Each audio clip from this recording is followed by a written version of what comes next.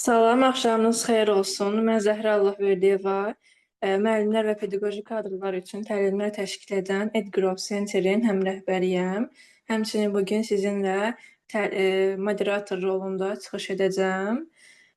Mərkəzimizdə uzun müddətdir müəllimlər üçün səsim gəlir. Müəllimlər və pedaqoji kadrlar üçün rəsmi sertifikatlı təlimlər təşkil edirik. Həmin bu təlimlərdən biri bugündür ki, məşğələlərin mərhələli metodik təşkili ilə bağlıdır. Düşünürəm ki, bütün müəllimlərin yaralı yeridir ki, məşğələlərdə, dərslərdə, metodik təşkildə çox problemlər keçirirlər və bu təlimin əsas məqsədlərindən biri də budur ki, sizin üçün suallara cavab verək.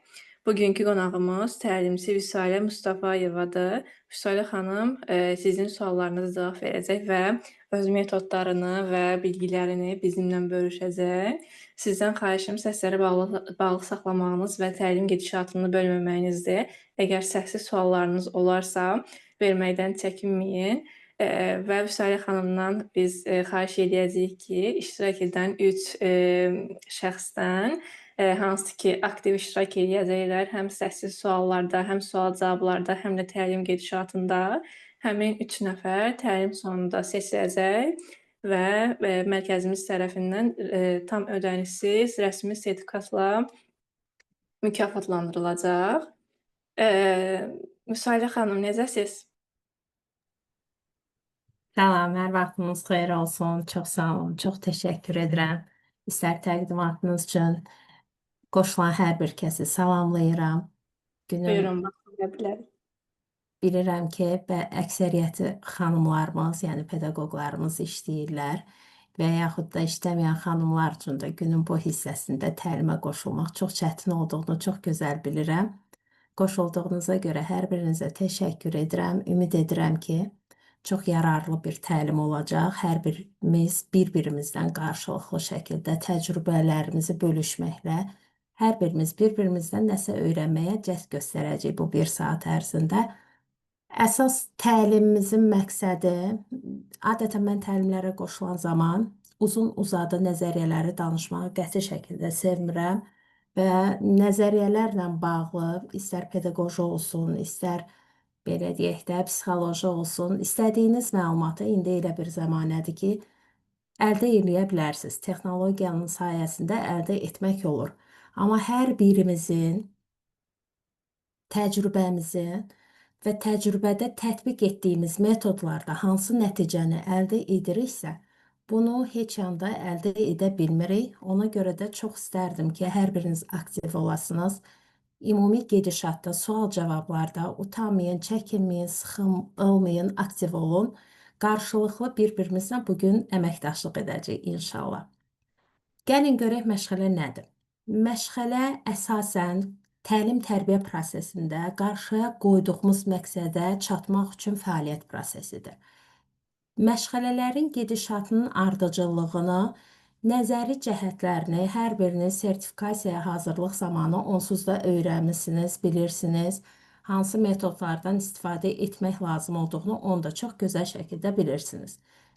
Məşğələ ardıcıllığını simvolik olaraq biz həmişə bağçalarımızda belə tətbiq edirik. Əməkdaşlıq etdiyim bağçaların əksəriyyətində mən xanımlara bu şəkildə izah edirəm ki, yəni yadda qalma daha asan olsun deyə.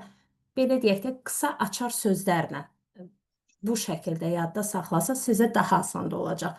Mərhələlərə bölən zaman əvvəlcə bunu vurğulayım ki, uşaqlar mütləq şəkildə hazır sinifə girməlidir, yəni hazır qrupa girməlidirlər. Çox üzr istəyirəm. Hazır qrupa girməlidirlər. Qrup hazır deyilsə, siz uşağın gözü önündə resurslarınızı, keçəcəyiniz qrup otağını hazırlamağa başlasaz, qoyduğunuz məqsədə artıq demək olar ki, 30%-ni itirmiş olacaqsınız. Qoyduğumuz məqsədə çatmaq üçün əvvəlcədən qrup otaqlarını mütləq hazırlamalısınız. Uşaqlar hazır qrup otağına girməlidirlər və keçdiyiniz məşğələyə uyğun resursları hazırlamağınız tövsiyə olunur ki, o resursların mövzunuzla, qurduğunuz motivasiya ilə əlaqəsi olsun. Bilirsiniz ki, məşğələlər bağçalarda 20-25 dəqiqə ərzində 10-15 dəqiqə baxır yaş xüsusiyyətlərinə uyğun olaraq qruplarda bölünürlər. Yəni bu o qısa bir müddətdə siz onsuz da bu qısa müddətin 25 dəqiqəsində uşaq öyrənmir. Uşağın öyrənmə müddəti 5-8 dəqiqə aralığındadır. O 5-8 dəqiqəni sadəcə siz öz üzərinizdə o qədər işləməlisiniz ki, pedaqoji və psixoloji bilik bacarıqlarınız o qədər yüksək olmalıdır ki, o anı tutmalısınız. Məşğələlərin təşkilatında qrup otaqlarına yanaşı uşaqların əvvəlcədən hazırlığı da vacibdir. Hansı hazırlıq? Psixoloji hazırlığı. Əgər uşaq hazır deyilsə məşğələyə, belə deyək də, tam fikrini sizə cəmləyə bilməyəcək. Uşaq ayaq yoluna öncədən getməlidir, mütləq şəkildə. Bilirəm ki, hamınızın istər özəllər, istər dövlət bağçalarda köməkçiləriniz olur. Bu uşaqların rahatlığını təmin etdikdən sonra başlayın məşğələlərə. Paltarı dəyişiləcəksə paltarı dəyişilsin, ayaq yoluna gedəcəksə ayaq yoluna getsin və yaxud da əli yuyulacaqsa əli yuyulsun. Məşğələnin ortasında 20-25 dəqiqə ərzində get-gəllər olanda yerdə qalan uşaqların da diqqəti dağılır. Məşğələdə iştirak etməyən uşaqla yanaşı digər uşaqlar da öyrənə bilmirlər. Bunu siz də, biz də çox gözəl bilirik. Ona görə yaxşı olar ki, əvvəlcədən uşaqların hamısını hazırlayasınız. Mütləq şəkildə qrup otaqlarına yanaşı pedaqoji biliyə keçmədən öncə uşaqların psixoloji xüsusiyyətlərini də nəzərə alın. Əgər o uşaq həyəcanlıdırsa, o uşağın diqqəti dağınıqdırsa, xüsusi qayğıya ehtiyacı olan uşaqlar da olur qrup otağınızda, əminəm ki. Bəzən tərbiyəçilər o uşaqlarla eyni anda dərs keçməyin çətin olduğunu və yaxud mümkünsüz olduğunu vurğulayırlar. Düz mən sizlə tamamilə razıyam. O uşaqların baxır hansı yaş xüsusiyyətindədir və qoyulan diaqnozun nəticəsinə uyğun olaraq hansı təhsil alma hüququ varsa, ona uyğun olaraq məşğələnizi qursaz daha peşəkar yanaşmış olacaqsınız. Siz artıq tərbiyəçi yox, peşəkar mütəxəssis tərbiyəçi sayılmış olacaqsınız. Adi öyrənmə həvəsi, bacarığı, biliyi olan uşaqlara məşğələləri təşkil etmək, məşğələləri keçmək çox asandır. Öyrənmə bacarığı zəif olan, bilik və pedaqoji biliyə marağı meyli olmayan uşağa nəsə öyrətmək, o tərbiyəçiyə mən tərbiyəçi deyirəm. Tərbiyəçilər ümumiyyətcə nümunədir uşaqlarımıza. Ona görə çalışmalıyıq ki, hər tərəfli uşaqlarımıza nümunə olaraq. Biz tərbiyəçilər uşaqları öyrətmirik. Biz tərbiyəçilər uşaqlara nümunə oluruq. Məşğələ gedişatını düzgün bölməyin əsas qaydalarından da biri mövzuya uyğun motivasiyaların qurulmasıdır. Motivasiya böyük rol oynayır uşaqların anlama qavramasında. Qarşıya qoyduğunuz məqsədə nə qədər qısa yol təyin etmiş olsanız, hədəfinizə bir o qədər, məqsədinizə bir o qədər tez çatmış və uğurlu çatmış sayılacaqsınız. Buna görə məqsədinizi daha aydın olması üçün seçdiyiniz motivasiyalara fikir verməlisiniz, mütləq şəkildə. Əgər ətraf aləm məşğələsində mövzunuz, məsəl üçün, təbiətdirsə və yaxud da ilin fəsilləridirsə, siz orada rəqəmlərdən inteqrasiya edə bilərsiniz, amma peşəkarcasına inteqrasiya etməlisiniz. Təbii ki, əgər mövzumuz ətraf aləmdə fəsillərdirsə, 4 rəqəmindən daha çox istifadə edəcəksiniz. Bəzən tərbiyəçilər o qədər mürəkkəbləşdirirlər ki, bilirik, onsuz da təhsilimiz çox çətindir, proqramımız çox ağırdır. Onunla yanaşı mən peşəkaram deyib, öyrənmə metodlarını daha da mürəkkəbləşdirmək və inteqrasiyaları doğru düzgün yerində istifadə etməmək, mən uğurlu, peşəkar tərbiyəçiyəm deyə bilmərik biz. Ona görə motivasiyaları da seçərkən doğru seçirik, inteqrasiyaları doğru edirik.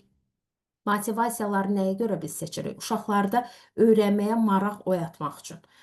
Uğurlu motivasiya uşaqlarda öyrənməyə maraq yaradırsa, deməli, məşğələnin yerdə qalan hissəsində uşaq fikrini, diqqətini cəmləyib sizə öz öyrəndiklərini çatdıra biləcək.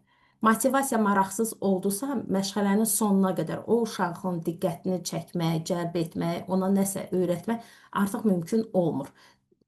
Mövzu seçərkən, motivasiya seçərkən uşaqların yaş xüsusiyyətlərini, fərdi xüsusiyyətlərini və ən əsası psixoloji xüsusiyyətlərini nəzərə alın. Artıq cəmiyyətimizdə, mən vebinarların birində də demişdim, uğurlu məktəbə qədər, müasir məktəbə qədər təhsil müəssisəsi o təhsil müəssisəsidir ki, orada pedaqoji biliklə yanaşı psixoloji bilikdən önə çəkirlər. Artıq uşaqlarımıza siz də, biz də, cəmiyyətimizdə, valideyn olaraq da psixoloji bilikləri, sosial, emosional duyğuları öyrətməliyik. Biz yalnız standartlarla işlədiyimiz zaman, məşğələlərin gedişatını quran zaman idrakin inkişafına üstünlük veririk. Yalnız pedaqoji bilik səviyyəsi uşağın yüksək olsun ki, desinlər filankəs müəllimə çox gözəl müəllimədir, o yaxşı yazı yazdıra bilir, o yaxşı şeir öyrədə bilir və yaxud onun yanına gedən uşaq artıq imla yazır, hərfləri düzgün yazır, toplamağı, çıxmağı bilir, bunu bilir. Bəs o bağçanı, o müəssisəni, o tərbiyəçinin yanından gedən şagird məktəbdə özünün sosial-emosional hisslərini rahat ifadə edə bilirmi? Pedaqoji biliklərini rahat şəkildə ifadə edə bilirmi? O qədər elə uşaqlar tanıyırıq ki, bilirik, valideyn olaraq da başımıza gələ bilər. Yəni tanıdığımız, bildiyimiz uşaqlardan da görə bilərik ki, uşaq hər şeyi çox mükəmməl səviyyədə bilir, evdə ana məşğul olur, anaya cavab verir, amma məktəbə gedir, lövhə önündə dərsini danışa bilmir. Müəllimə sual verir, danışa bilmir. Dostları ilə ünsiyyət qura bilmir. Bugün artıq bilirik ki, ünsiyyət problemi var uşaqlarımızda. Ünsiyyətlə yanaşı sosial-emosional bilikləri, bacarıqları çox azdır. Yəni, biz pedaqoq olaraq pedaqoji biliklə yanaşı öhdəmizə çox böyük öhdəlik düşür ki, psixoloji, emosional, sosial, emosional duyğuları işləməliyik. Artıq standartların bütün o əsas standartlarımız, alt standartlarımızın hamısından istifadə etməyimizi məsləhət görərdim ki, sözdə deyil, əməldə istifadə edək artıq. Bəzən olur tərbiyəçilərlə vebinarlara qoşuluruq və yaxud belə seminarlar, təlimlər olur. Sual veririk, adi suala belə tərbiyəçi cavab verə bilmir. Amma göstəricisi odur ki, çox yüksək bal yığıb. İnanın səmimiyyətimə, keçən həftələrdə webinar olmuşdu. Sual verdim ki, uşaqda özgüvən vacibdirmi? Özgüvəni necə formalaşdıra bilərik məktəbə qədər yaş dövründə? 53 baldan çox yığmışdı, deyəsən dedi, yoxsa 43, əstəğfurullah. 43 bal yığmışdı o həmən tərbiyəçi. Vurğuladı ki, özgüvən məktəbə qədər yaş dövründə olmur. Özgüvən məktəbdə formalaşır. Amma sizcə özgüvən məktəbdə formalaşarsa bir uşaqda, məktəbə qədər də özgüvənsiz şəkildə məktəbə göndəririksə biz o uşaq məktəbdə necə özgüvən nümayiş elətdirə bilər? Yəni, şəxsiyyət kimi yanaşmalıyıq uşaqlara deyirik, sözdə deyirik, bəs əməldə edirikmi? Şəxsiyyət kimi yanaşırıqmı?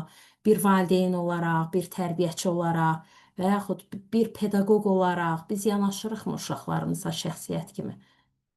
Bunu biraz fikirləşməliyik. Ona görə tərbiyəçi müəllimələr bugün gedim, səhər gələrəm, 25 dəqiqə nəsə fikirləşərəm, edərəm, etməməlisiniz. Mövzuları seçərkən sistemli şəkildə seçməlisiniz. Bugün 5-i keçim, sabahları 1-i keçərəm. Bu şəkildə keçməyiniz doğru deyil. Ardıcıllıq, uşaq yönümlülük, məqsəd yönlülük, bunların hamısını nəzarət etməklə etməliyik. Motivasiyadan sonra isə əsasən yeni bilik və fəaliyyətlər nəzərdə tutulur. Yeni bilik və fəaliyyət isə motivasiyanın ardıdır. Motivasiyanıza uyğun olaraq, yəni bayaq vurğuladığım kimi, mövzunuzu motivasiyaya uyğun qurursunuz ki, yeni bilik fəaliyyəti sizdə daha rahat olsun. Əgər bir məşğələnin motivasiyası yoxdursa, bayaq da vurğuladım, yenə də deyirəm, bir məşğələnin motivasiyası yoxdursa, orada heç bir yeni bilik əldə etmiş ola bilməz uşaq. Uşaqlarla salamlaşarkən, motivasiyanı təqdim edərkən əyləncəli şəkildə edin. Səsinizin, səs tonunuzun, belə deyək də, aktyorluq bacarığınızdan yüksək şəkildə istifadə etməlisiniz. Rollu sujetli oyunlardan daha çox istifadə etmənizi tövsiyə edərəm ki, uşaqların nitqi formalaşsın. Bilik və bacarıqlarını sərbəst şəkildə özləri ifadə etsinlər. Test şəklində etmələrinin artıq tərəfdarı deyiləm. Niyə? Çünki test şəklində bu şəkildə göstərirlər. Daha sonra isə nitq formalaşmadığına görə öz fikirlərini ifadə edə bilmirlər. Bir insan fikrini, nitqini aydın şəkildə ifadə edə bilmirsə, özgüvən formalaşmır. Özgüvən yoxdursa, sabahları o uşağın gələcəyi artıq böyük sual işarəsi altındadır. Özünə inam yoxdursa, mən nə qədər savadlı oluram, olum, özümə inam, özümə güvən, səlis nitqim yoxdursa, biliyimi ifadə edə bilməyəcəm, çətinlik çəkəcəm. Bunun da bir növrəsi sırf məktəbə qədər təhsil dövründən başlayır. Məktəbdə artıq bu gecdir. Məktəbdə özgüvənin formalaşdırılması gecdir. Məktəbdə nitqin formalaşdırılması artıq gecdir. Biz ünsiyyət bacarığını, sosial-emosional hisslərini kiçik yaşlarından etməliyik. Oyunlardan daha çox istifadə edin. Uşaqlar həqiqətən əylənərək öyrənməyi çox sevirlər. Oyunlardan düzgün yerində istifadə etsəniz daha yaxşı olar, daha məqsədə uyğun olar. Oyunlar pedaqoji biliklə yanaşı sosial, emosional və psixoloji biliyi də verir. Uşaq bir oyun vasitəsilə pedaqoji biliyi öyrənməklə yanaşı bölüşməyi, ünsiyyəti, qaydalara tabe olmağı, hisslərin düzgün ifadə olunmasını öyrənir. Bəzən olur uşaqlar uduzmağı bacarmırlar. Sabah məktəbə gedir, müəllimə deyəndə ki, yox, düzgün cavab vermədən, xeyr, mənim balam əyləş, uşaq sinifin ortasında böyük bir isterika yaşayır. Niyə? Biz tərbiyəçi müəllimələr məşğələ zamanı ayamandı səsi çıxmasın deyib, onun hisslərini düzgün formalaşdırmamışıq ona görədir. Yox, bu ağlasa şikayət eləyər valideyni, yox, buna güzəşt eləyim. Pedaqoji bilik səviyyəsi yüksək olan tərbiyəçi istər psixoloji, istər pedaqoji biliyi paralel şəkildə aparmağı bacarmalıdır. Uşağa güzəşt eləmək də lazımdır, qadağa da qoymaq lazımdır, qayda da qoymaq lazımdır. Və bunlara birinci özümüz əməl edəndə uşaq da özü əməl etmiş olacaq. Deməli, motivasiya hazırlığından sonra yeni bilik və fəaliyyətləri də bildik. Əsasən motivasiyadan sonra gəlir. Sonra isə möhkəmləndirmə. Möhkəmləndirmə sizcə nə vasitəsilə ola bilər? Burada rəy bölməsinə də yazan xanımlar var. Sujetin mərhələsi olaraq Aygün İsmailova götürmək olar. Dərsin gedişi bir sujet xətti üzərindədir. Bəli. Böyük rol oyuncaqda düzdür. Oyuncaqlar vasitəsilə dediyim kimi bayaq da vurğuladım. Oyuncaqlar vasitəsilə, oyunlar vasitəsilə və hazırladığınız materiallar vasitəsilə hazırladığınız resurslar mütləq əyləncəli şəkildə olsun, düşündürücü olsun. Oyunlar mütləq şəkildə uşaqların həyatında olmalıdır. Bəzən giririk məktəbə hazırlıq qruplarına, məktəbə hazırlıq qrupları artıq ibtidai sinif birinci sinifin proqramını tədris etdiklərinə görə uşaqlar da o şəkildə olurlar. Paylaşımlar edilir, uşaq parta arxasında oturub yazılıb və yazıblar. Məktəbə hazırlıq qrupumuz. Bəli, oturub yazmalıdır. Amma əvvəlini mütləq motivasiyanı əyləncəli şəkildə, hərəkətli şəkildə qurulandan sonra uşaq oturub yazmalıdır. Böyük qrupada əyləncəli şəkildə daha çox olmalıdır. Yazı çox az bir hissəsini təşkil edir. Amma məktəbə hazırlıq qrupunda yazıdan öncə mütləq motivasiya əyləncəli şəkildə, düşündürücü şəkildə olmalıdır ki, uşaq orada oturub yazı yazmağı bacarsın. Uşaq əgər oyun zamanı kiçik motorika, böyük motorika inkişaf etməyibsə, təfəkkürü, təxəyyülü inkişaf etməyibsə, onun yazdığı artıq şüursuz şəkildə refleksiv hərəkətlərdir. Kiçik motorikası inkişaf etməyən uşaq təbii ki, yazı yaza bilməyəcək. Təfəkkürü, təxəyyülü yerində olmayan uşaq, anlayıb qavraması yerində olmayan uşaq təbii ki, sizin verdiyiniz suallara, sonda verəcəyiniz suala cavab verə bilməyəcək. Bu təbiidir. Ona görə bu prosesə gələnə qədər mən bəzən deyirəm ki, məktəbə qədər təhsil elə bir zəncirvari prosesdir ki, qrupanın birində fəaliyyət getmirsə, digər qrupa çox əziyyət çəkir. Kiçik qrupada kiçik motorika, böyük motorika inkişaf etdirilməyəndə orta qrupa əziyyət çəkir. Orta qrupada gildən, plastilindən düzgün şəkildə istifadə etməni öyrətməyən tərbiyəçi uşaq yola salırsa, böyük qrupadakı tərbiyəçinin artıq bir işi iki olmuş olur, əziyyət çəkir. Təbii ki, o tərbiyəçi artıq fırçadan düzgün şəkildə istifadə, rəsmi rəngləmənin istifadəsində əziyyət çəkmiş olacaq. Əgər bir böyük qrupada fırçadan artıq uşaq sərbəst şəkildə boyamalarda istifadə edə bilmirsə, məktəbə hazırlıq qrupunda hüsnxətti olsun, sirr, savad təlimi olsun, bu məşğələlərdə o uşaq əziyyət çəkmiş olacaq. Möhkəmləndirmə deyəndə məşğələ ardıcıllığında motivasiya, yeni biliklərin fəaliyyəti və möhkəmləndirmə. Bunlardan sonra möhkəmləndirmə gəlir. Möhkəmləndirmə sizcə necə ola bilər? Buyurun.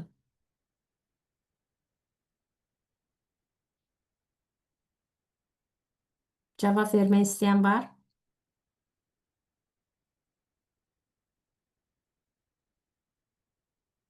Buyurun. Həzrət Nəsirov. Bəli, mən Həzrət Nəsrov. Müəllim, mənim belə bir fikrim var ki, məncə möhkəmləndirmə deyəndə bizim bir işi təkrar eləməyimiz və onu yadırğamağa qoymamağımız məncə möhkəmləndirməyə kömək eləyə bilər.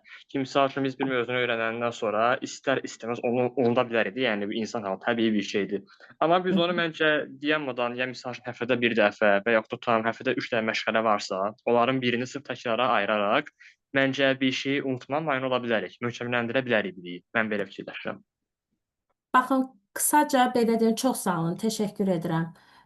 Qısaca belə deyim ki, məşğələnin mövzusunu təyin eləyəndən sonra uşaqların yaş xüsusiyyətlərini, fərdi psixoloji xüsusiyyətlərini nəzərə alandan sonra daha sonra əsas götürürük, motivasiyanı qurduq.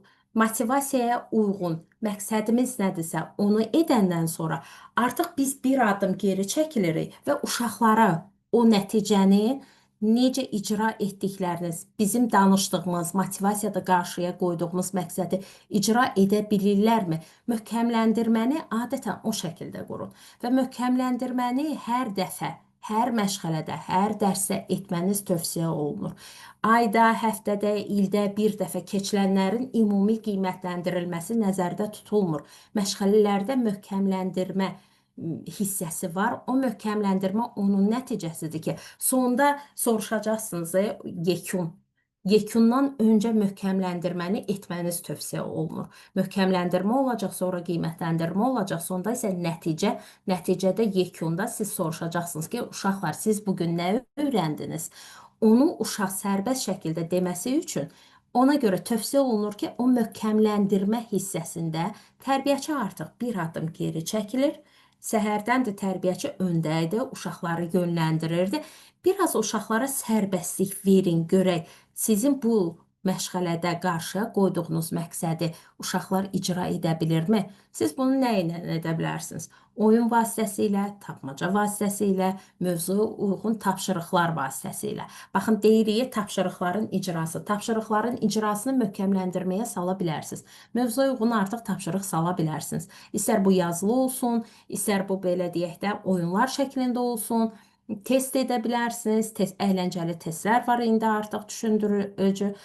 Bir də geri gəlmişkən onu vurğulayım ki, mən adətən həmişə özümdə bu prinsipdən istifadə etmişəm və tərbiyəçi müəllimlərimizə də bunu həmişə tövsiyə etmişəm ki, bir mövzunu bir ədəbiyyatdan istifadə etməyin. Bəzən olur, tərbiyəçilər bir dənə iş dəftəri aldırırlar, qısa bir izahını verirlər. İbtidai sinifdə sanki və yaxud da ibtidai sinif də deyil, institut səviyyəsində tərbiyəçilər gəlir. Çox vaxt da tələbə tərbiyəçilərimizin əksəriyyətindən bu halı biz rastlaşmışıq. Lövhənin qarşısında dayanır, uzun-uzadı seminar şəklində danışır və uşaq başlayır. Yuxarı baxır, aşağı baxır, biraz əlinlə oynayır, biraz ayağınla oynayır. Sizin verdiyiniz o gözəl pedaqoji bilik uşağa heç də maraqlı deyil və anlamır. Uşaqların yaş xüsusiyyətini nəzərə alın hər zaman deyəndə, yəni biz onu bu şəkildə demirik ki, söz olaraq, gözəl ifadə olaraq demirik. Tətbiq edin. Həmişə işlətdiyiniz cümlələri mütləq şəkildə tətbiq edin. Eybi yox. Bir cümləni öyrənin, amma gedin o bir cümləni tətbiqə başlayın. Qoşulduğunuz təlimlərdə, webinarlarda öyrəndiyiniz bilikləri dinlədiniz, əvvəlcə dinləyin, sonra özünküləşdirin. Daha sonra səhərsi günü siz onu tətbiq edin. Tətbiq etməsəniz, bu öyrəndiyiniz biliklərin heç biri sizin köməyinizə gəlməyəcək. Tətbiq çox vacibdir. Necə ki bizdə tətbiq vacibdir, elə də uşaqlarda möhkəmləndirmə vacibdir. Yəni uşaq öyrəndiyini sırf o prosesin o hissəsində möhkəmləndirə bilir. Yəni möhkəmləndirmə çox vacibdir. Möhkəmləndirmədən sonra isə yekun və yekunda mütləq şəkildə soruşursunuz ki, uşaqlar biz bugün nə öyrəndik? Bu sualı verib dalınca siz cavablandırmayın. Uşaqlara vaxt verin. Uşaqlara verdiyiniz suallarda uşaqların psixoloji xüsusiyyətini nəzərə alın. Bilirik ki, bütün uşaqlar eyni səviyyədə öyrənə bilmir. Uşağın öz güvənini sındırmamaq üçün, özünə inamı sındırmamaq üçün ki, həmişə verdiyim suala sən cavab verə bilmirsən. Hə filan kəs sən hər şeyi bilirsən, sən denən mənim məşğələm maraqlı görsənsin deyib uşaqlara yanaşmayın. Uşaqların hər kəsin öz səviyyəsini bilməlisiniz. Bunun üçün də bir gün lazım deyil sizə. Bunun üçün siz hər gün o uşaqlarla işləməlisiniz ki, baxanda biləsiniz ki, bu uşaq bu sualı daha çox xoşlayır. Qoy çıxsın qrupun önündə biraz o danışsın, özgüvən formalaşsın ki, sabahları yerində artıq digər sualda sərbəst şəkildə artıq sizin dəstəyinizə ehtiyacı olmayacaq. O uşaq sərbəst şəkildə öz fikrini ifadə etmiş olacaq. Qiymətləndirmə də çox vacibdir.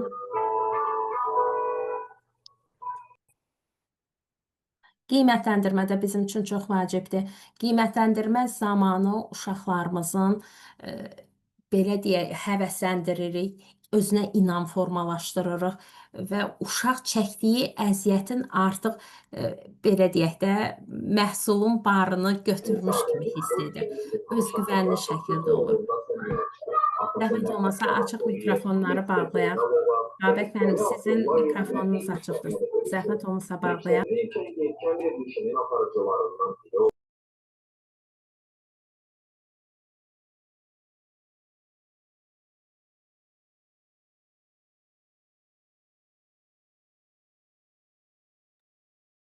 Salə xanım, səsiniz bağlıdır. Ardıcıllıq bu şəkildə gedir. Dediyimiz şəkildə qiymətləndirmə ilə yekunlaşır. Yekunda isə siz mütləq şəkildə sual verirsiniz ki, hər məşğələdə, hər dərs sonunda sual verməniz tövsiyə olunur ki, siz nə öyrəndiniz? Siz bugün nə öyrəndiniz? Uşağın özünü deməyi çox vacibdir. Suallarınız varsa buyurun yazın. Bir indi baxacağım, suallarınızı oxuyacağım. Əzizə Həmidova, salam.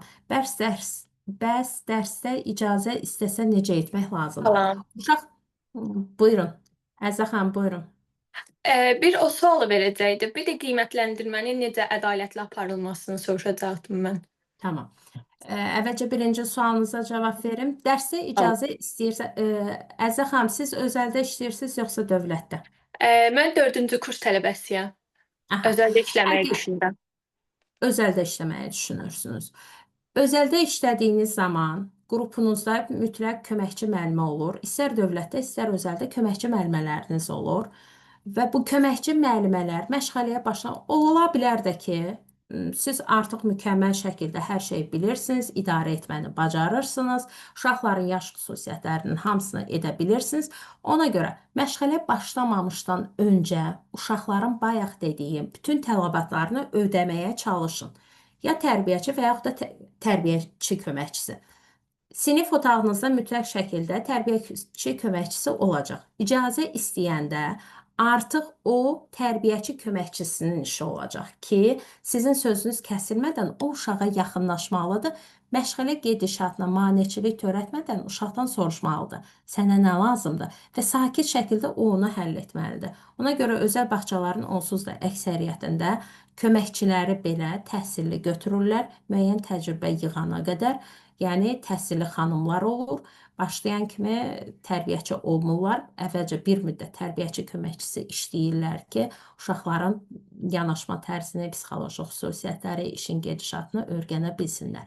İcazəni belə edə bilərsiniz və yaxud da sinifdə heç kim yoxdur, sizsiz və uşaq nəsə demək istəyir. Bunun üçün siz hər dəqiqə səs tonunuzu roldan rola girməlisiniz. Eyni zamanda səsinizlə də idarə etməlisiniz ki, o uşağın diqqəti dağılsın.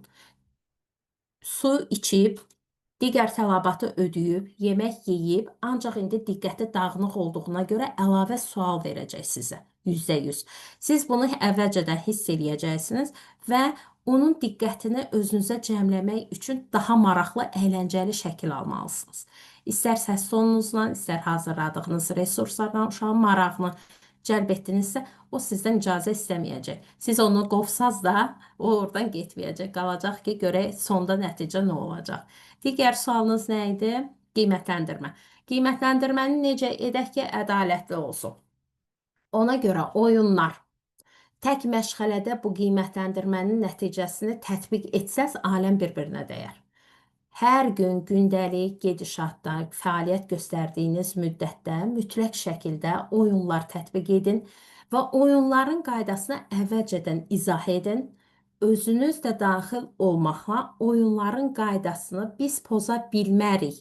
Çünki ədalətli qərar olmaz, ədalətli olmaz deyə ifadələrini işlədin ki, uşağın bu haqqda anlayışı olsun.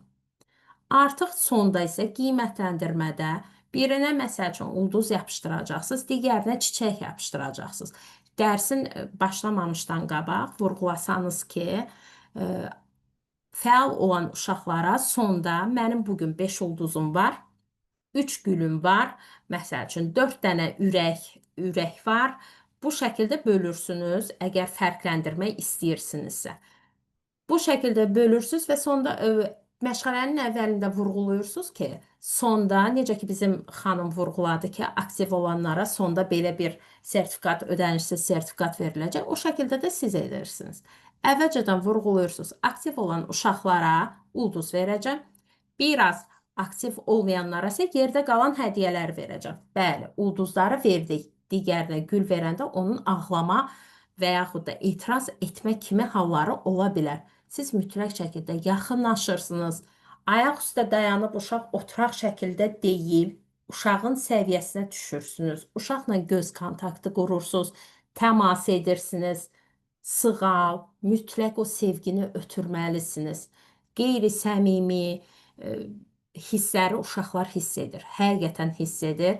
Əgər siz o işə, iş olsun deyə gedirsinizsə, başqa çarəm yoxdur, bağçada işləməliyəm və yaxud müəllimə olaraq məktəbdə işləməliyəm deyib gedirsinizsə, uşaqlar onu hiss eləyəcəklər və o sinfi idarə etmək sizə çox çətin olacaq. Orada mütləq şəkildə nəsə baş verəcək də, ya uşaqlar çox nadinc olacaqlar və yaxud sizi eşitməyəcəklər, pedaqoji bilik səviyyələri zəif olacaq.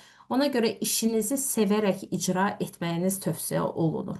Siz əvvəlcədən qaydanı izah etdiniz, oldu ki, bu ulduz yox, gül alası oldusa, yaxınlaşın, təmas edin, deyin, bu gün də çox yaxşı idin, mən inanıram sənə, mən sənə güvənirəm, sabah sən ulduz alacaqsan. Amma bugün biraz da çalış ki, sabah ulduz ala biləsən. Bax, o birindən almadın, daha zəif birini göstərib, bunu da böyük bir səsli şəkildə deməməyiniz tövsiyə olunur. Biraz hiləgərlikdən də istifadə etməyiniz tövsiyə olunur ki, axı indi yerdə qalanlarına da digərini paylayacaqsınız. Onda o da ağlayacaq ki, ulduz vermirsən, heç olmasa gül ver mənə. Ona da o şəkildə izah edəcəksiniz ki, sən bu gün dinləmədin, sən bu gün sual verdim, cavab vermədin, amma mən bilirəm ki, sən bunu bilirsən, diqqətlə qulaq asmadığına görə cavab vermədin. Bu şəkildə bu bir dərsə olmur. Bu şəkildə hər dəfə də məşğələ gedişatınızı quranda, sonda, ilin sonunda nəticə olaraq, ayın sonunda, ilin sonunda nəticəni görəcəksiniz. Bir məşğələ ilə pedaqoji bilik səviyyələri uşağın yoxlanılmamalıdır. Bir məşğələ ilə müəllimənin peşəkarlığı yoxlanılmır ilk məşğələ ilə. Bir neçə məşğələdən sonra sizin peşəkarlığınız görsənəcək. Ümid edirəm ki, cavablar sizi qane etdi. Həzrət müəllim, sual vermək istəyirsiniz, əlinizi qaldırmısınız. Bəli, Buyurun. müəllim, bəli, sual vermək istəyirdim. Buyurun. Siz belə bir məsələyə değindiniz bu təkrar məsələsində. Misal üçün, indi siz bir müəllim fikirləşin. Bu müəllim tarix müəllimidir. Normal uşaq hazırlaşdırır məşğələ abituriyent formasında. Həftədə 2 dərsi var. Biri az tarix keçir, biri ümumi tarix keçir. Sizcə misal üçün bu müəllimin quizlər etməsi, yəni uşaqlara təkrarən o dərsi soruşması, o uşaqlara dərsi möhkəmlətmək üçün təkrar etməsi üçün həftəlik sınaq keçirməsi yaxşıdır, yoxsa aylıq sınaq təşkil etməsi daha qəşəng olar? Həftəlik. Niyə Həftəlik. həftəlik? Aha. Bir də bilirsiniz nə vaxt həftəlik, nə vaxt aylıq təşkil edin. Baxır siz ilin hansı günündə başlayırsınız. Sentyabr, oktyabr, noyabr aylarında həftəlik və gündəlik olsa daha yaxşı olar. Çünki uşaqlar istirahətdən qayıdıblar, istər olsun bağça, istər olsun məktəb. Yeni tədris ilinin ilk əvvəllərində hələ o uşaqların adaptasiya dövrü keçdiyinə görə günlük, həftəlik bu şəkildə istifadə etməyiniz doğrudur. İkinci yarım ildə isə aylığa keçə bilərsiniz. Bəs müəllim, belə bir şey var, siz deyirsiniz sentyabr, oktyabr ayları, bəlkə də düzgün vurğulayırsınız.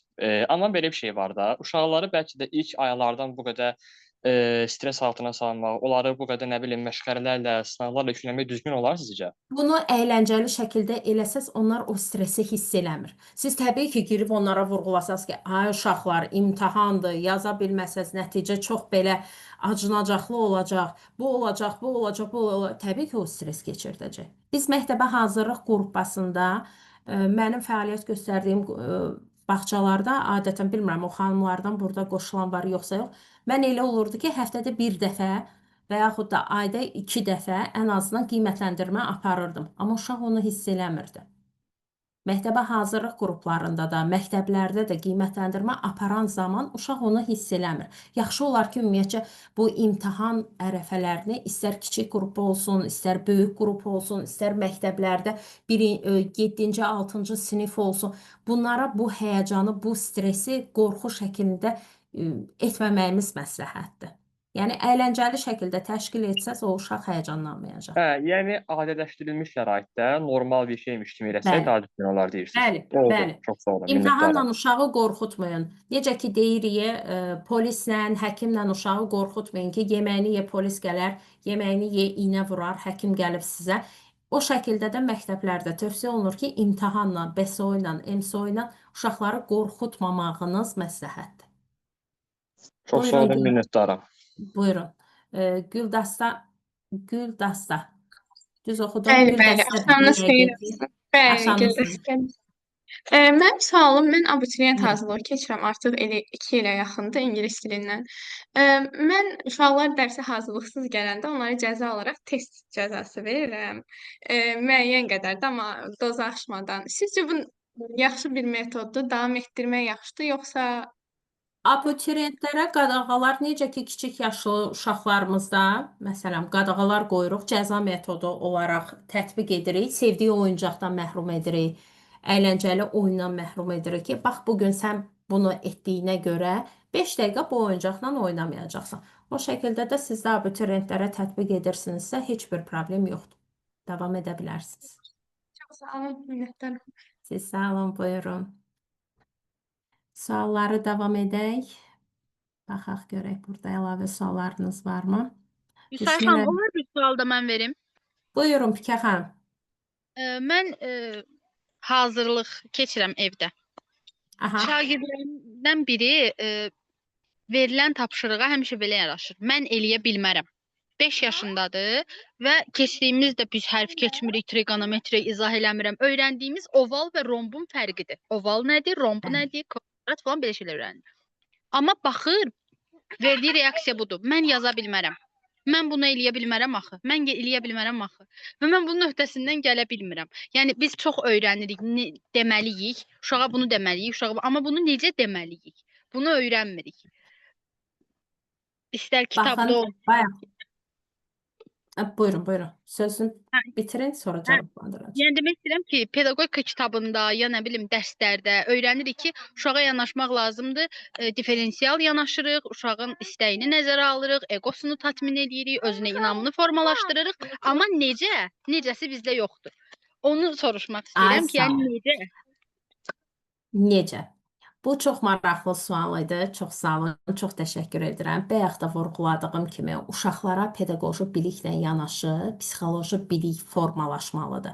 Bax 5 yaşı var. O 5 yaşına qədər ona oyunlar vasitəsilə artıq öyrədilməli idi. Əgər o uşaq bağçaya getməyibsə, ana evdə eləməli idi. Məktəbə qədər təhsilin ailə formasını evdə təşkil etməlidir. Bugün mən uşağımı bağçaya o vaxt qoymuram ki, mən onu pedaqoq olaraq özüm puxtələşdirə bilirəm. 3 yaşında qoyuram ki, mənim onunla bağım bütövlənsin, daha sonra qoyacam. Analıq bağı uşaqla müəyyən formalaşandan sonra qoyacam deyirəmsə, o demək deyil. 3 yaşına qədər uşaq evdə oturub televizora baxmalıdır. Uşaq evdə oturub istədiyi şəkildə oynamalıdır. Bir gün qazanla, bir gün meyvə tərəvəzlə. Təsəvvür edin, uşaq bütün gün meyvə tərəvəzlə oynayır, amma meyvə tərəvəzinin adını bilmir. Bağçaya qoymuşuqsa, bağçadan gəlirsə o uşaq, artıq o onun xəbərçisidir ki, pedaqoq onun üzərində işləməyib. Pedaqoji biliklə yanaşı psixoloji, sosial, emosional duyğular işlənilməlidir. Nə zaman? Oyun vasitəsilə. O uşağa oyun vaxtı özgüvən verilsəydi, hər dəfə sən qalib deyilsən, sən məğlubsan. Qalib olanda qalib hissiyatının necə olduğunu izah etsək, məğlub olanda bu hissə ağlamadan, məyus olmadan qarşımıza yeni hədəf qoyub biraz da çalışaraq əldə etməyi kiçik yaşlarında öyrətmiş olsaydıq, bu gün Bikə xanım əziyyət çəkməyəcəkdi hazırlıqlarda. Heç olmasa siz indi özgüvən formalaşdırın uşaqda. Sadədən başlayın. Sadədən başlayın ki, o edə bilsin, özünə inansın. Özünün güvəni formalaşsın ki, rahat olsun ona. Mürəkkəbi verir, onsuz da o edə bilmir, özünə inanmır. Özünə inanmayan bir insan işə başlamamış artıq. Deyirsə ki, yox mən edə bilməyəcəm, deməli özünə inamı yoxdur. Ona görə də əvvəlcədən biraz siz ondan belə deyək, psixoloji olaraq biraz dəstək verin. Valideynlərə tövsiyə verin ki, biraz evdə çox ürəkləndirsinlər. Tək övladdır. Bikə xanım, həmin uşaq tək övladdır. Tək övlad deyil, amma 7 ildən sonra doğulmuş övladdır. Biraz ərköyünümüzdür. Psixoloji Həm də xüsusiyyətləri nəzərə qohumluq alın bağımız deyəndə, var biraz. fərdi xüsusiyyətləri nəzərə alın deyəndə bunu nəzərdə tuturam. Fərdi xüsusiyyətlər o demək deyil ki, uşağın saçı qaradır, gözü yaşıldır, boyu qısadır, uzundur. Bunlar deyil. Fərdi xüsusiyyət tərbiyəçi onun buradakı fəaliyyətlərini diqqətlə izləyib, bu günləri biz nə deyirik? Valideynlərlə üçbucaq şəklində işləməlidir. Pedaqoq, valideyn, uşaq. Üçü bir arada işləməlidir. Elə tərbiyəçi müəllimələr var ki, heç bilmir ki, uşağın ailədə neçənci uşaqdır, uşaq nəyi sevir, nəyi sevmir, allergiyası varmı, yoxmu, hansı biliyə sahibdir, hansı xüsusiyyətləri var. Yəni tərbiyəçi olmaq təkcə bir mövzuya hazırlaşıb gəlib lövhənin önündə, qrupda uşaqlara istər məktəb olsun, istər bağça olsun, fərqi yoxdur. Onu icra etmək demək deyil. Hər tərəfli yanaşmaq lazımdır. 7 ildən sonra olub, istər-istəməz evdə hamı onun üzərində əsir. Yox, sənə nəsə olar mən edim, sənə nəsə olar biz gətirək. Hazıra nazir deyək də, belə öyrənibdir artıq o. Ona görə bir şey olmamış deyir ki, yox mən edə bilmərəm. Bilir ki, onsuz da onun yerinə kimsə edib gətirəcək. Biraz da evdə sərbəstliyə alışdırsınlar. Siz də özgüvən formalaşdırın, inşallah yaxşı olacaq. Buyurun, Həzrət müəllim. Sual vermək Bəli, mən sual Təşəkkür. vermək istəyirdim. siz sağ olun. Müəllimənin bir sualı da olacaq idi. Misal, Buyur. siz çox yaxşı bir yerə değindiniz özgüvən barəsində. Misal, məşğələyə gələn bir uşağı, yəni abituriyent hazırlığı ilə məşğul olan abituriyent ümumiyyətlə, yəni necə eləyək ki, onda özümüzə qarşı bir özgüvən yaradaq? Yəni tamir güvənsin də yəni bizə, həm misal üçün, həm mənəvi mənada, həm misal akademiksel mənada tamiri özgüvən yaradaq ona və həm işinə qarşı, həm də hər məsələdə ona özgüvən aşılaya bilək. Bunu necə eləyə bilərik? Bikə xanıma dediyim kimi, sadəcə mürəkkəbə doğru getməklə, fərdi xüsusiyyətlərini bilməklə, siz onun fərdi xüsusiyyətlərini öyrənəcəksiniz və onun xarakterinə əmin olandan sonra özgüvən formalaşdıra biləcəksiniz. Çox sağ olun, minnətdaram. Siz sağ olun, buyurun. Şərh bölməsində sualı olanlar var. Şagird yönümlü olmalıdır, müəllim elə etməlidir ki, şagirdlər sevsinlər. Bəli. Adı yoxdur. Təkrar. Sual, cavab. bayaqki mövzulardan yazıblar. Doğru vurğuluyursunuz. Sevil Hüseynova, qoşulduğum üçün bilmirəm hansı sualları səslənib, bilmək istərdim qiymətləndirmə. Yeni izah olunan dərs aparılmalıdır, yoxsa keçmiş dərsə əsasən kurikulum tətbiqində deyilir ki, dərs gediləcək dərsə köçürülməlidir. Bəli, köhnə dərs yeni dərsə köçürülməlidir. Ümumi uşaqda gedişatın hər tərəfli qiymətləndirməni elə aparırıq. Uşağın diqqəti əgər məşğələdə tamdırsa, dərsdə tamdırsa, keçmiş dərsi də, indiki dərsi də, bağçalarda, məsələn, motivasiyada da aktivdir, tətbiq etmədə də aktivdir. Məktəblərdə isə keçmiş və yeni dərsin hər ikisini mükəmməl şəkildə deyibsə, təbii ki, qiymətləndirmə mükəmməl olmalıdır. Ona uyğun səviyyədə qiymətləndirilmə keçirməlidir. Həm keçmişə, həm yenini nəzərə almaqla. Ola bilsin ki, bugünkü mövzunu mükəmməl şəkildə bilir, amma kurikuluma əsasən keçmişdəki dərsi yeni dərslə əlaqələndirə bilmir. Bu zaman təbii ki, qiymətləndirməyə təsiri olur. Ülker xanım, buyurun, əl qaldırmısınız. Salam, axşamınız xeyir olsun. Axşamınız Mən xeyir. abituriyentəm, yəni tələbəyəm. İlk dəfə dərs keçəcəm. Məsələn, bir uşaq Tamam. 4-cü sinifdir. Ona 2-ci, 3-cü siniflər materiallarından başlasam yaxşıdır, yoxsa ya 4-cü sinifdən? Tələbəsiniz ilin əvvəlindən təbii ki, 3-cü sinfi sürətli şəkildə ümumi bir təkrarlasaz daha yaxşı olar. Sentyabr ayının bir 10-15 gününü ümumi təkrara ayırın, sonra 4-cü sinifə başlayın. Bir də sualım olacaq. Buyurun. Uşağın, yəni şagirdin səviyyəsini yoxlamaq üçün əsas qaydaya üstünlük verim, yoxsa misallara, praktikaya? Diaqnostik qiymətləndirməni o şəkildə təşkil edin ki, həm şifahinə cavab verməlidir, həm də belə deyək də tapşırıqların icrasına, hər ikisini eyni anda təşkil eləsəz daha effektiv olar. Yəni gələcəkdə hansı təlim-tərbiyə proqramımızı hazırlamağa köməklik göstərmiş olacaq. Ona görə diaqnostik qiymətləndirməni nə qədər düzgün aparsaq, ilin sonuna qədər təşkil edəcəyimiz təlim-tərbiyə proqramı o qədər daha peşəkar olacaq, sizə rahat olacaq. Çox sağ olun. Siz sağ olun. Müəllim əvvəlcədən qiymətləndirmə prosesi, Aygün İsmailova qiymətləndirmə prosesi ilə uşaqları tanış etməlidir ki, onlar nələri yapacaqlarını bilsinlər. Bəli, doğrudur. Əzizə Həmidova, çox sağ olun, siz də sağ olun.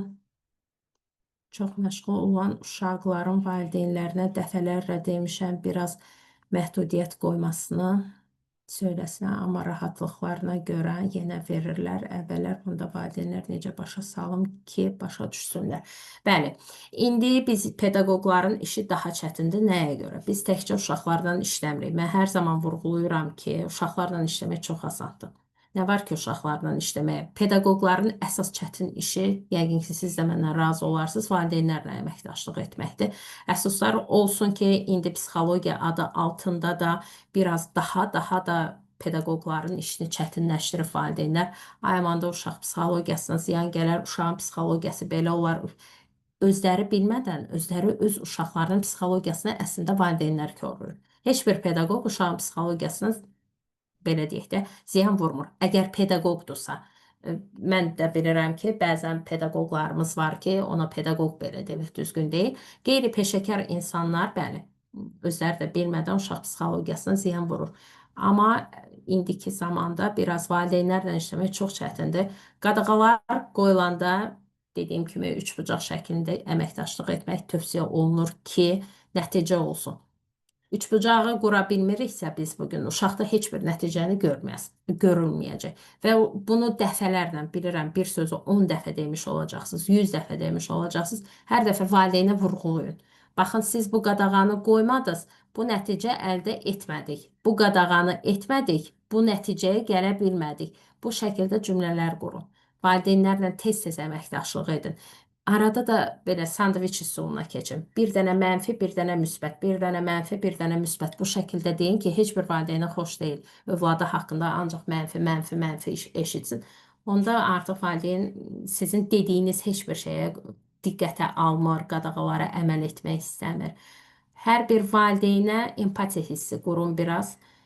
Uşaqlarımızda da empatiya hissini formalaşdırmağı tövsiyə olunur. İndiki uşaqlarımıza fikir verirsinizsə, artıq əksəriyyətində empatiya hissi yoxdur. Qoyduğunuz mövzularda empatiya hissinin də formalaşdırılmasına üstünlük verməyiniz tövsiyə olunur. Belə halda olanda çox təəssüf ki, sonda günahkar müəllim olur, bəli, çox təəssüf. Valideynin özündəki səhvi görə bilmədiyinə görə. Amma belə bir şey deyim sizə ki, düzdür, valideyn sonda müəllimi günahkar bildirsə də, mən həmişə əməkdaşlıq etdiyim valideynlərə deyirəm ki, mənim üçün problem yoxdur. 3 il, 5 il, 6 il, 8 il sənin istədiyin şəkildə davrana bilərəm.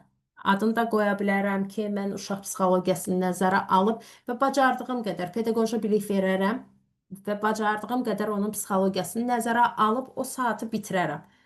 Amma gələcəkdə bunun nəticəsinin altını sən çəkəcəksən və mənfi xüsusiyyətlərini gətirdiyi, belə deyək, fəsadların nəticəsini sən çəkmək məcburiyyətində qalacaqsan. Anlayacaqsa, təbii ki, cəmiyyətimizin bir dənə müsbət üzv qazandırmış olacaq. Anlamayacaqsa valideyn, inşallah ki, uşağa biz təsir edib nəsə müsbət bir şey vermiş ola bilərik. Ali məktəbdə qiymətləndirmə necə aparılsa yaxşı olar. Ali məktəbdə qiymətləndirilmə necə aparılsa yaxşı olar. Bayaq da vurğuladığım kimi sadədən mürəkkəbə doğru necə gediriksə, əvvəlcə bağça yaşında sadə cümlələrlə oyun şəklində izah edirdiksə ki, bu şəkildə bunu etmədiyinə görə bunu almısan, ali məktəblərdə də o şəkildə edə bilərsiniz. Sadədən mürəkkəbə doğru gedərək. İbtidai sinif şagirdlərinə də aiddir. Burada yazılıb ki, bəs bunlar ibtidai sinif şagirdlərinə də aiddir. Bunlar dediyiniz zaman nəyi nəzərdə tutursunuz? Yəni, məşğələ gedişatı qiymətləndirmə. Əzizə Həmidova. Bəli, bayaq soruşduğum sualların cavablarını soruşurdum ki, eyni ilə aiddir ibtidai sinif şagirdlərinə. Bəli. Oldu, çox sağ olun. Cavablandırdıq.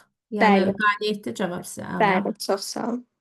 Rəsmi mühürmə sertifikat. İbtidai sinifdə həftənin qalibi, ayın qalibi kimi qiymətləndirmə etmək doğrudurmu? Bəli, doğrudur. Ümumiyyətcə bilirsiniz, məşğələlərin gedişatı, motivasiya, qiymətləndirmə, bunların hamısı müəllimin yaradıcılığından asılıdır. Bir müəllimin təfəkkürü, təxəyyülü nə qədər yaradıcılıq qabiliyyəti, nə qədər güclü olarsa, qiymətləndirmə bir o qədər maraqlı olacaq, qiymətləndirmə bir o qədər əyləncəli olacaq və uşaqlar arasında sağlam rəqabət yaranacaq. Yəni, bunun üçün tərbiyəçi istər olsun, istər də müəllimələr olsun, öz yaradıcılığından istifadə etməlidir. Dediyim kimi, gedim sinifə, zəng vurulsun, vaxt tamam olsun, gün bitsin, evə gedim şəklində gedirsinizsə işə, heç birinin nəticəsi olmayacaq. İstər qurduğunuz motivasiyalar, apardığınız qiymətləndirmələr, zaman vaxt bölgüsü, onların heç bir nəticəsi olmur.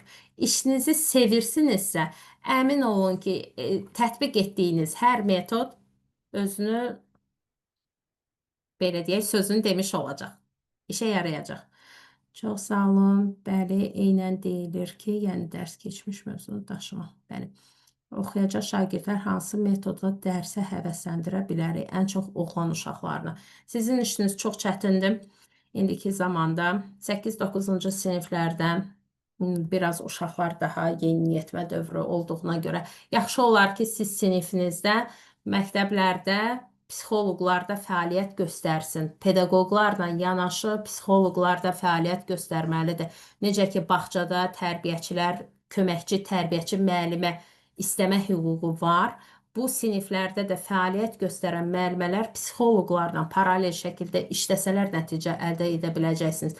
Psixoloq, pedaqoq, valideyn üçü bir arada işləyəndə onları çox rahat şəkildə də ram etmiş olacaqsınız. Hiperaktiv oğlanlardılarsa təbii ki, sizdə artıq o təlim-tərbiyə prosesindən əlavə əyləncə saatlarınız, öyrədici əyləncə saatlarınızı təşkil edə bilərsiniz. Yəni, maraqlı onlara saatlar, günlər təşkil edə bilərsiniz. Şərt o deyil ki, öyrənməni gedib parta arxasında belə otursunlar, müəllimələr girsinlər, dərsini keçib getsinlər. Bir sinifə müəllimə girir, səsdən dayanmaq mümkün deyil. Müəllimə heç o səsi sakitləşdirməyə də cəhd göstərmir. Dərsini deyir və çıxır gedir. Deyir, mənim işim içəri girib dərsi keçməkdir. Xeyr, elə deyil. Biz pedaqoqların işi sinifi idarə edib təlim-tərbiyə proqramını tədris etməkdir. Əgər biz bu sinfi idarə edə bilmiriksə və nə qədər yüksək pedaqoji biliyimiz, akademik biliyimiz olursa olsun, sinfi idarə edə bilməyən tərbiyəçi və yaxud da müəllimə sinfə girməməlidir. Bu mənim şəxsi fikrimdir və çalışdığım illər ərzində, təcrübələrimdə də, tətbiqdə də, ekspert kimi dəvət olunduğum müəssisələrdə də və görürəm ki, bu həqiqətən belədir. Bir tərbiyəçi sinfi idarə edə bilirsə, ələ ala bilirsə, nə vaxt ələ ala bilərik? Uşaqların pedaqoji psixoloji xüsusiyyətlərini biliriksə, fərdi xüsusiyyətlərini biliriksə, yaş xüsusiyyətlərini nəzərə alırıqsa, sevginin açmadığı qapı yoxdur. Siz bunları bilsəz, uşaqla sizin aranızda istər məktəb olsun, institut olsun, bağça olsun, böyük bir sevgi bağı yaranacaq və sevgi varsa, siz nə dediniz, onu eləyəcəklər. Müəllim ümumiyyətlə bir uşağı neçənci sinifdən bəri fərdi məşğələyə yazdırmaq daha məsləhətdir. İndiki zamanda məktəbə qədər hazırlıq qrupundan belə müəllim yanına qoyulur. Niyə? Çünki valideynlər psixologiya bayaqda vurğuladım. Psixologiya adı altında uşaqlarla bacarmırlar və idarə edə bilmirlər. Bir də əfsuslar olsun ki, indi uşaqlarımızda xüsusi qayğıya ehtiyacı olan uşaqlara xüsusi pedaqoqlar lazım olur ki, o uşaqlarla xüsusi məşğul olunsun. Xüsusi qayğıya ehtiyacı olan uşaq deyəndə, yəni əlilliyi olan uşaqlar nəzərdə tutulmur. Elə uşaqlar var ki, sağlamdılar, anlama qavraması yerindədir, sadəcə davranış pozuntusu var və yaxud da ailə münasibətlərində müəyyən bir travmalar alıb, o uşaq artıq öyrənməyə və sinifdə keçirilən pedaqoji biliyi qavraya bilmir. Çünki müəyyən travmalara malikdir. Bu uşaqlara məsləhətdir ki, kiçik yaşlarından xüsusi pedaqoqlar və yaxud psixoloqlar tutulsun, onlarla məşğul olsun. Yəni, uşağın fərdi xüsusiyyətinə baxmadan demək olmaz ki, neçənci sinifdən müəllim tutulsun. Elə uşaq var ki, heç ana məşğul olur, pedaqoq məşğul olur, üçbucaq şəklində hər yaş dövründə işləyiblər, pedaqoq, valideyn, uşaq birlikdə heç bir əlavə məşğuliyə və yaxud da dərsə ehtiyacı olmur. Bəli, uşaqlar çox asandır, kaş valideynlər də biraz düşünsə. Bəli, vurğulayım ki, hər birimiz də valideynik, valideyn də olacaq. Biraz valideyn olanda tam fərqi düşünürük, çox əfsuslar olsun. Amma empatiya hissi qursaq, valideynləri də başa düşə biləcək və valideynlər də biraz empatiya hissi qursa, pedaqoqları başa düşəcək. Bəli, indi valideynlər dərs keçir müəllimlərə. Çox təşəkkür edirəm, mən təşəkkür edirəm. Valideynlər çox şikayət yazmaq istəmirəm. O zaman düşünürəm ki, birdən valideyn fikirləşər ki, müəllim yaxşı dərs keçmiş, şagird bilmir, ona görə bilmir. Onu necə tarazlayıb? Bayaq vurğuladım, sandviç üsulu. Əvvəlcə başlayın uşağın yaxşı xüsusiyyətlərini deyin.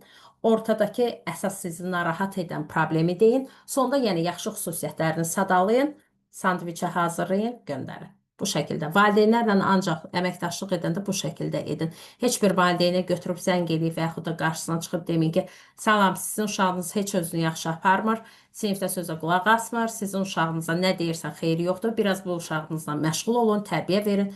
Əmin olun ki, siz nə qədər peşəkar olursunuzsa olun, valideyn avtomatik sizdə qüsur axtaracaq, uşağında axtarmayacaq. Niyə? O uşağı böyüdən odur. Siz bu dediyiniz xüsusiyyətləri əslində onun haqqında demiş olursunuz. Ona görə sandviç üsulu ən gözəl üsuldur. Bəli, hər şey sevgidən başlayır. Zeynəb xanım, Aygün İsmailova. Bəzi valideynlər düşünürlər ki, hər öhdəliklər ancaq müəllimə məxsusdur. Bəli. Amma bu düzgün yanaşma deyil, çünki müəllim əgər dərsi maraqlı müxtəlif yollar keçirsə, əlindən gələni edirsə, şagird o dərsə əhəmiyyət vermədikdə orta nəticə düşünürlər ki, müəllim yəqin yaxşı dərs keçmir övladları da ona görə oxumurmuş. Belə halda səbəbini öyrənib problemi həll yolu tapmaq çox öz bildiyini yolunu tapmaqdan çox öz bildiyini əslində görə bilmədiyini danışırlar. Çox təəssüf ki. Bəli, çox təəssüf ki, belə olur. Ümumiyyətcə bilirsiniz, istər məktəb olsun, istər bağça olsun, valideynlər şikayət edirlərsə, çalışın ki, o anı uzun müddətli yaşamayasınız. Biz deyirik axı, müəllimin pedaqoji xüsusiyyətinə yanaşı güclü də psixologiyanı bilməlidir. Unudun. O valideynin belə deyək də ola bilsin ki, pedaqoq deyil, ixtisası deyil, bu işin mütəxəssisi deyil. Bilirəm ki, valideyn, müəllimə olan valideynlər belə elə iradlar tuturlar, belə baxırsan ki, da sən də məni başa düşməsən kim başa düşəcək? Yəni bu anlarda belə empatiya hissini qura bilmirsə o insan, siz ondan etik şəkildə qulaq asırsınız və çönürsüz, təşəkkür edirsiniz, üzünüzü döndərin, öz düzgün dəsti xəttinizlə pedaqoji, mən demirəm valideynlərin rəyini nəzərə almayın, qulaq asın, bəlkə həqiqətən elədir, siz kənardan özünüzü görmürsünüz, diqqətlə qulaq asın, sonra dəyərləndirin ki, bunun dediyi nə qədər realdır. Ümumi bir pedaqoqlarınızla müzakirə edin ki, bax, belə bir problemli situasiya var. Mən bu yanaşmaları etdim, valideyn bunu edir. Əgər dəstək varsa, peşəkarlar tərəfindən də təsdiqlənir ki, yox, sizin tutduğunuz yol düzgün yoldur, o yolla da davam edin. Onsuz da sonda siz nəticə əldə edəcəksiniz, o valideynlər nəticə əldə etməyəcək. Sizin uşaqla bağınız möhkəmdirsə, sevgi bağınız varsa, pedaqoji yanaşmanız düzdürsə, nəticə əldə edəcəksiniz. İlin əvvəli sizdən dırnaq arası narazı olan valideynlər sonda sizə təşəkkür edəcək, əmin olun. Siz o valideynlə münasibətinizi uşağa yansıtmayın, uşağa sevgi ilə yanaşın, uşağın problemini dərindən öyrənməyə çalışın və pedaqoq olaraq ona köməklik göstərməyə çalışın. Sonda sizə təşəkkür edəcəklər. Şagirdlər arasında yarış keçirdikdə biri zəif cavab verir, küsürsə, ya daha sonra dərs cavab vermək istəmirsə, o zaman demək olar ki, artıq oyun yoxdur, yoxsa oyunu dərsin sonunda keçirib uşaqlara sağollaşmaq lazımdır, ya da ümumiyyətlə həmin şagirdlərə oyun keçirilməməlidir. Xeyr, heç kimi ayrı seçkilik edib Nigar xanım, sən oyunda iştirak edə bilmərsən, sən iştirak edə bilərsən, bu şəkildə etmirik. İlin əvvəlindən qaydanı siz necə qoyursunuzsa, ilin sonuna qədər elə gedir. Mən nəyə görə deyirəm ki, ilin əvvəli adaptasiya dövrü keçir. Çünki uşaqlar sizin metodunuza, sizin xasiyyətinizə öyrəşəcəklər. Qoyduğunuz qaydaları hər gün bu şəkildə davam edin. Eybi yox, ilin əvvəli siz oyun keçirdin əvvəldə. Ağlasınlar, küssünlər, məşğələni sona çatdıra bilməyəcəksiniz bir dəfə, 2 dəfə. Oktyabr ayında artıq başlayacaq keçməyə. Yəni, qaydaları ilin əvvəlindən işləyəcək deyə bir şey yoxdur. Çünki hərəsi bir psixologiyadadır, hərəsi bir fərqli xasiyyətlərə, xarakterlərə mənsubdular. Ona görə biraz fərqli olacaq, çətin olacaq. Onun zəif cavabı üzünə də vurmayın, bir dahakinə daha yaxşı cavab verəcəyinə inandırın uşağı. Bəli, və bunu da ürəkdən edin, söz gəlişi, hə, eybi yox, eybi yox. Bu dəfə bilmədin, gələn dəfə bilərsən deyib keçirtməyin. Onda o uşaq sakitləşməyəcək. Yəni, həqiqətən də söz verin ki, mən də sənə kömək eləyəcəm, alınacaq. Bu uşaqlarla bir də bu fərdi yanaşma deyəndə hansı uşaqların pedaqoji bilik səviyyəsi zəifdirsə, mütləq fərdi yanaşın. Hansısa ya oyun saatında, ya yuxu saatında hansısa pedaqoji biliyə dəstək üçün onlardan əlavə məşğələlər keçməyiniz, fərdi yanaşma şəklində keçməyiniz məsləhət görülür. Rəy bölməsindəki bütün suallara cavab verdik. Əlavə sualı olan var? Yoxdursa, yekunlaşdıraq. Sizin də vaxtınızı çox almayım. Müsalə xanım, mən sizdən xahiş eləyəcəm ki, 3 Buyurun. iştirakçımızı seçəsiniz. 3 iştirakçı seçməliyik. Aha, onlara ödənişsiz rəsmi sertifikat təqdim olunacaq. Əzizə Həmidova, Həzrət Nəsirov, bir də Aygün İsmailova idi da, səhv eləmirəm. Bəli, Aygün İsmailova. Demək olar ki, danışdığımız hər bölmələr haqqında rəyini, fikirlərini vurğulayıb, Həzrət müəllim aktiv idi sualları ilə. Eyni zamanda da Əzizə xanım istər rəy bölməsində, istədilər də canlı sual-cavabda aktiv iştirak elədiyinə görə. Ümid edirəm ki, ədalətli qərar vermiş oldum. Ümid edirəm ki, düzgün qiymətləndirmə aparmış oldum. Chat bölməsində qeyd etdiyim nömrəyə həmin Əzizə xanım, Həsrət bəy və Aygün xanım yazar zəhmət olmasa onlara təqdim olunacaq. İnşallah. Dəvətimizi qəbul etdiyiniz üçün sizə minnətdarlığımızı bildiririk. Sizdən Siz sağ olun, xoşdur. Əgər nəsə köməklik göstərə bilirəmsə, hələ də xüsusən belə deyək, cavan kadrlarımıza, mən dünyanın ən xoşbəxti hiss eləyirəm o an özümü. Hər zaman əlimdən gələn nəsə köməklik varsa, hər zaman hazıram. Sonda bunu demək istəyirəm ki, düzgün təşkil olunmuş məşğələ uğurlu gələcəyin təməlidir. Siz məşğələlərinizi, dərsin gedişatını nə qədər düzgün təşkil etsəz, uşaqlarda bir o qədər oxuyub öyrənməyə maraq düzgün formalaşmış olacaq və uğurlu, sağlam, xoşbəxt gələcəyə sahib olmuş olacaq. Çox sağ olun, təşəkkür edirəm hər birinizə. Xoş sözlərinizə görə də təşəkkür edirəm. Yeni Bəli, sual. təlimin kaydı var. Təlim sonu qrupa göndəriləcək gün ərzində. Zaman necə keçdi bilmirəm. Mənim üçün də zaman necə keçdi bilmirəm. Siz sağ olun. Ümid edirəm ki, yararlı bir təlim oldu. Çox sağ olun. Təşəkkür edirəm. Gecəniz xeyrə qalsın. Gecəniz xeyrə qalsın. Sağ olun. Sağ olun.